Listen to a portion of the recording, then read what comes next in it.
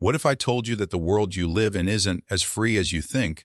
What if the decisions made in banks, media, and even governments are not truly in your hands but are carefully manipulated from behind the scenes? For decades, a powerful network has operated silently, influencing your money, your thoughts, and your leaders. This isn't a theory anymore. This is a reality that's slowly being exposed. Today, we uncover the darkest layers of a global conspiracy, a secret plan to dominate the world's economy, control what you see and hear, and shape your beliefs without you even realizing it. Who's behind it? How far does this control reach?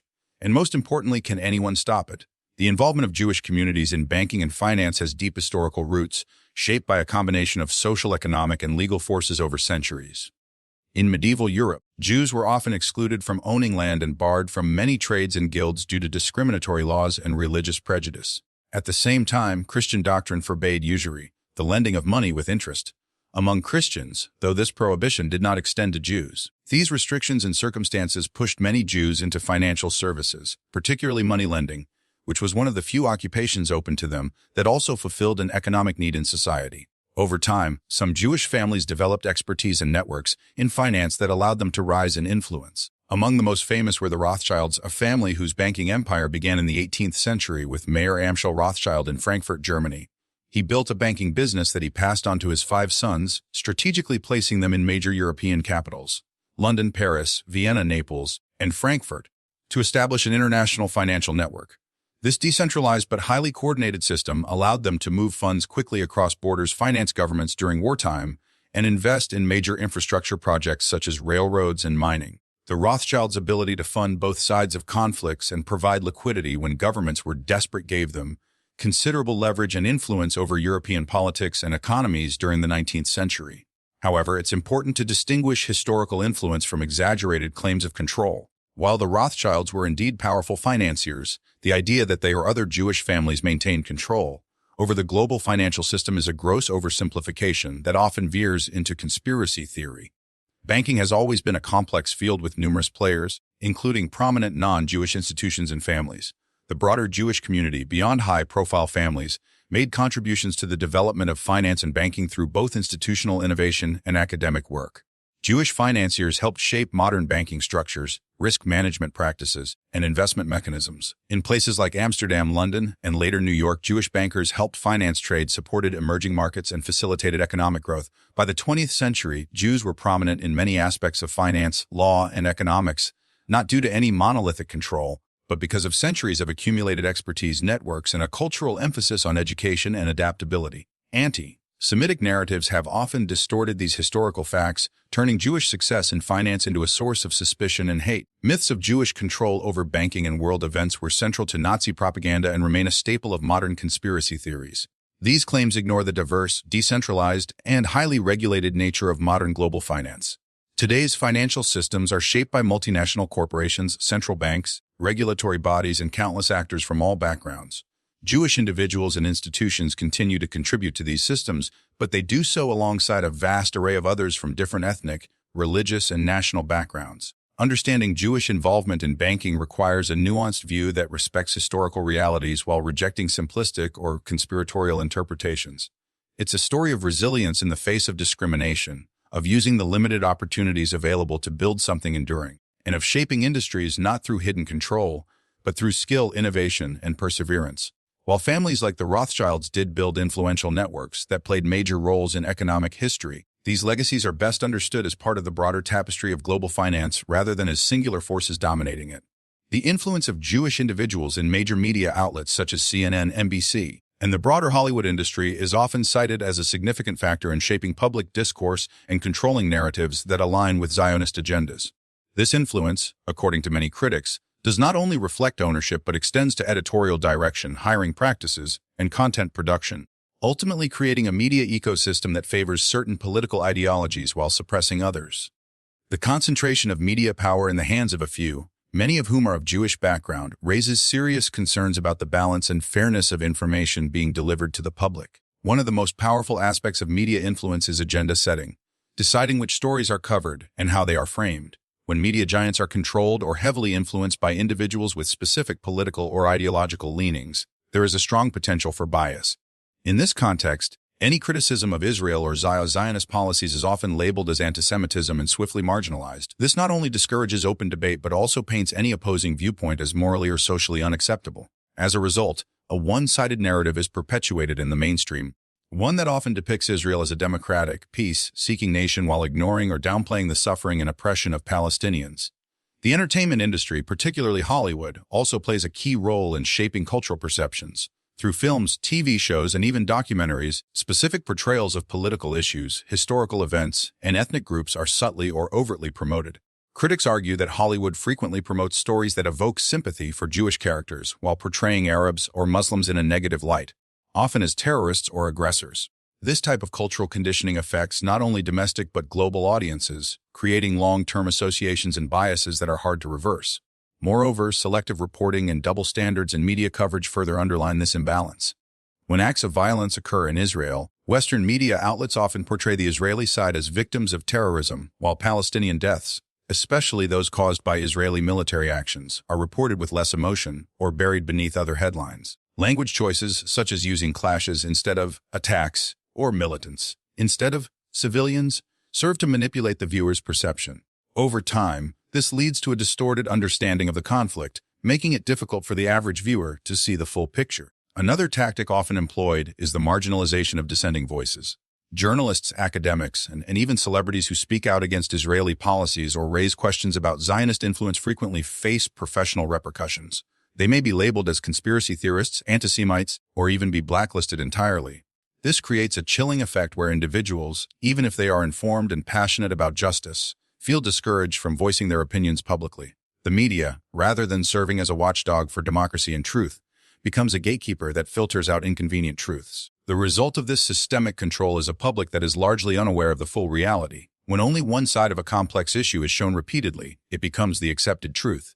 People begin to unconsciously absorb these biases, and any attempt to challenge them is met with disbelief or hostility. This kind of influence is subtle, long-term, and extremely powerful. It underscores the importance of questioning mainstream narratives and seeking information from diverse, independent sources.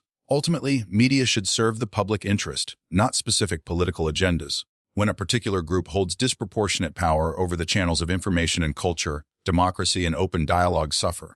The world deserves honest, balanced, and transparent reporting free from ideological manipulation or hidden agendas. Only then can people make informed decisions and participate meaningfully in global discussions that affect them all. Jewish lobbying groups, most notably APIS, American Israel Public Affairs Committee, wield a tremendous amount of influence in Western politics, particularly in the United States. Their role goes far beyond traditional advocacy, reaching deep into the financial and political systems to shape legislation, foreign policy, and public opinion in ways that consistently benefit the State of Israel.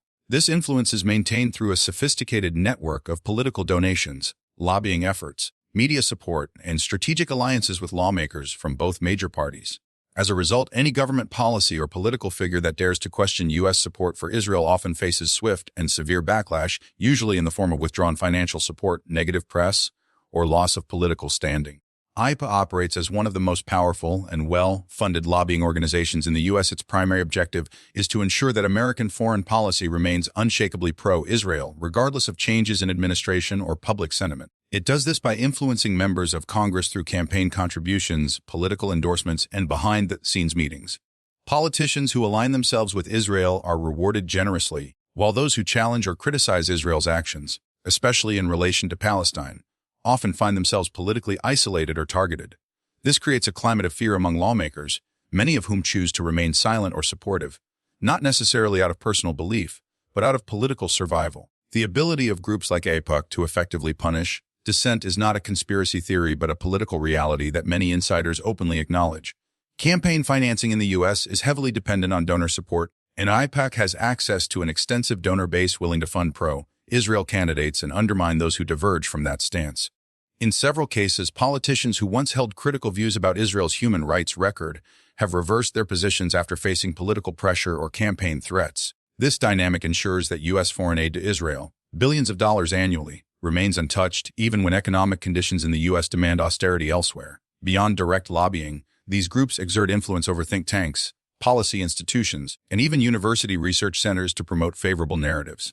By funding institutions that shape public policy and academic discourse, They are able to normalize pro-Israel sentiment as the default and cast any critique as extreme or anti-Semitic. This intellectual and cultural pressure further reduces the space for balanced discussions, effectively silencing the voices of Palestinians, human rights activists, or unbiased scholars.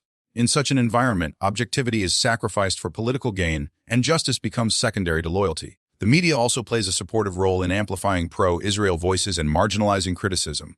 Lobbying organizations often collaborate with influential media figures, ensuring that their perspectives dominate headlines, op-eds, and broadcast segments. When politicians are scrutinized for making even mild statements of concern regarding Israel, it is often the result of coordinated media pressure rooted in lobbying interests. This creates an echo chamber where the same talking points are repeated across platforms, giving the illusion of consensus when, in fact, dissenting opinions are simply being filtered out. In conclusion, the power of Jewish lobbying groups like IPOC extends far beyond ordinary advocacy.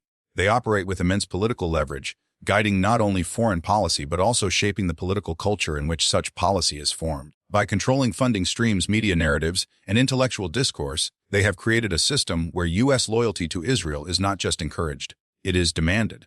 This influence undermines democratic debate and erodes the possibility of fair and independent policymaking. It highlights the urgent need for transparency, balanced representation, and the freedom for all voices to be heard, without fear of punishment or political exile. Criticism of Jewish influence, whether in media, politics, finance, or culture, is increasingly labeled as antisemitism, regardless of the context or intent. This tactic, while seemingly aimed at combating genuine hate speech, often serves to silence legitimate critique and shut down meaningful discussion. Journalists, academics, and public figures who attempt to raise questions about the disproportionate influence of Jewish individuals or organizations in certain sectors are quickly accused of being anti-Semitic. As a result, an atmosphere of fear and self-censorship emerges, where even fact-based concerns or open debates become taboo. The fear of professional ruin, public shaming, or career destruction ensures that very few people dare to speak out, even when the issues at hand are important for public awareness and democratic accountability. In the modern political and cultural climate, being labeled as anti-Semitic carries severe consequences. A single comment, even when made with nuance or intellectual grounding, can be taken out of context and used to destroy reputations. Social media platforms amplify this effect, turning small controversies into global scandals within hours. Public figures, celebrities, authors, and even professors have faced backlash, lost contracts, been deplatformed, or fired simply for expressing concern over Israeli policies or questioning certain powerful lobbying groups. In this way, the term antisemitism is sometimes weaponized not to protect Jewish communities from actual hate, but to protect specific political or institutional interests from scrutiny. This manipulation of language has a profound impact on society. By equating all criticism with bigotry, powerful institutions create a protective shield around themselves, where accountability no longer exists. It becomes impossible to challenge power structures or raise ethical questions without being painted as morally corrupt. For journalists, this means avoiding stories that might raise red flags about Israeli influence in foreign affairs, military aid, or human rights abuses. For academics, it means steering clear of research or publications that might analyze Jewish influence in finance, entertainment, or geopolitics. For the average citizen, it means internalizing fear and avoiding topics that are increasingly seen as too dangerous to discuss publicly. This suppression is not just theoretical, it has real measurable consequences. Political debates become one-sided, media narratives become sanitized, and university campuses lose their intellectual diversity. The result is a distorted version of reality where certain topics are exaggerated while others are completely erased. When criticism is silenced, corruption thrives, injustice goes unchallenged, and powerful groups operate with impunity. A society that cannot question power is not a free society. It is one bound by invisible chains of fear and censorship. The deeper issue here is not about Jews or Judaism as a religion. It is about the misuse of protective labels to maintain dominance. Most critics are not driven by hate or prejudice. They are simply trying to shed light on the mechanisms of power that affect global decisions, economic policies, and cultural norms. When those mechanisms involve Jewish individuals or institutions, that discussion should be allowed, just as it is allowed with any other group. Shielding one segment of society from critique while freely criticizing others creates double standards that undermine justice, equality, and democratic principles. In conclusion, labeling all criticism of Jewish influence as antisemitism is not only intellectually dishonest but also harmful to the core values of free speech and democratic accountability. It creates a chilling effect where people are afraid to ask questions, voice concerns, or engage in open dialogue. To move forward as a society, we must reclaim the ability to speak truthfully and critically, without fear and without the threat of being unjustly condemned.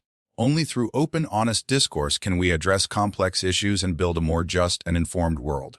Throughout history, Jewish financiers have often been linked to major political and military events, particularly in the context of war funding and conflict-driven profit.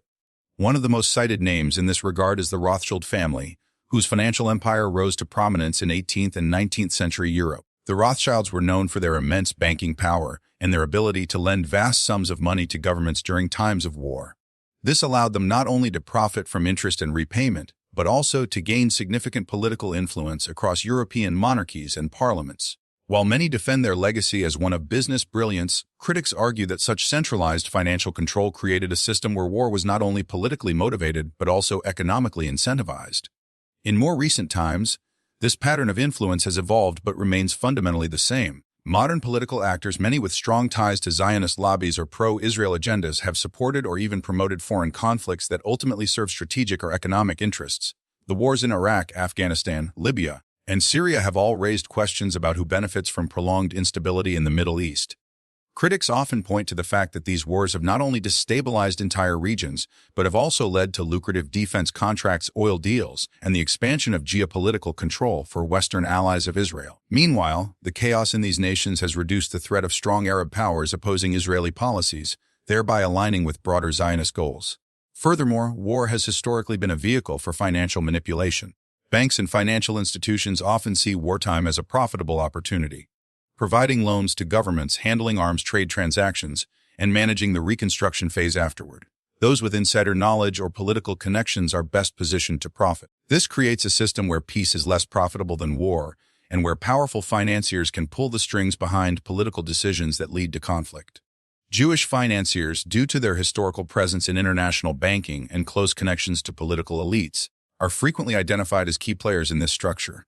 The role of lobbying groups and financial institutions in shaping foreign policy cannot be underestimated. Decisions about war and peace are not made in isolation. They are influenced by advisors, donors, corporate interests, and geopolitical strategies. When the same individuals or organizations are deeply involved in both the political and financial systems, the risk of conflict of interest becomes significant. Wars may be justified publicly in the name of democracy, terrorism, or national security, but behind closed doors, economic motivations often dominate the discussion. Even in today's globalized world, the intersection of profit and war remains disturbingly active. The defense industry, dominated by a few large corporations with ties to political elites, thrives in times of conflict. Weapons are sold, infrastructure is destroyed and rebuilt, and entire economies are reshaped. Those who control the money flow, whether through central banks, hedge funds, or private networks, are always positioned to benefit.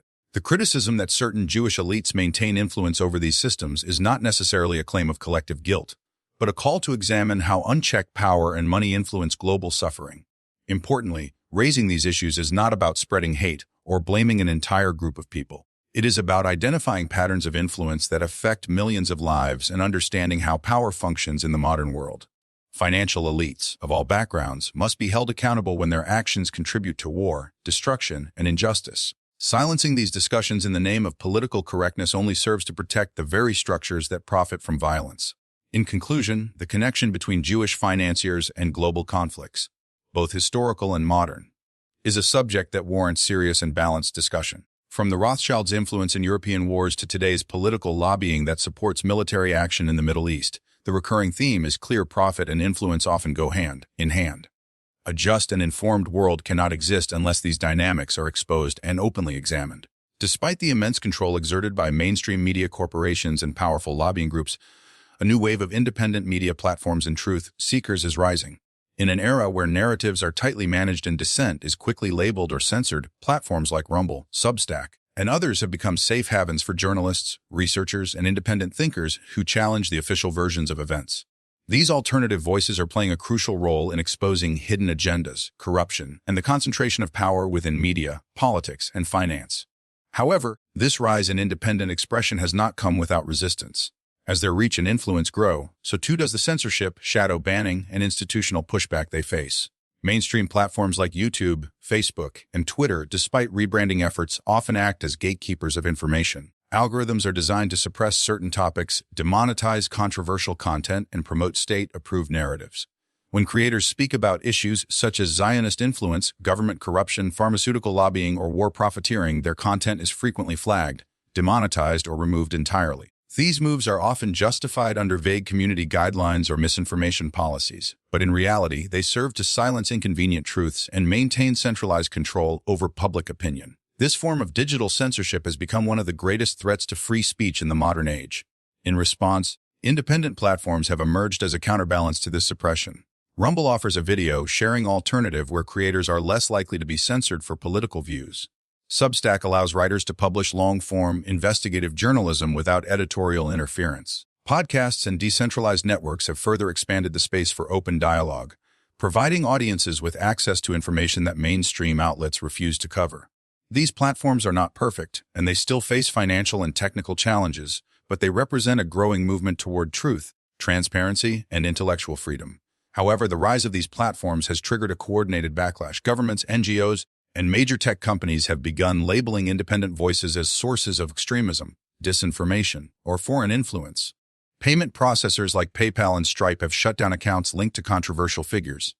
Banks have closed accounts, domain registrars have suspended websites, and advertisers have pulled support, all in an effort to cut off the financial lifeline of independent media.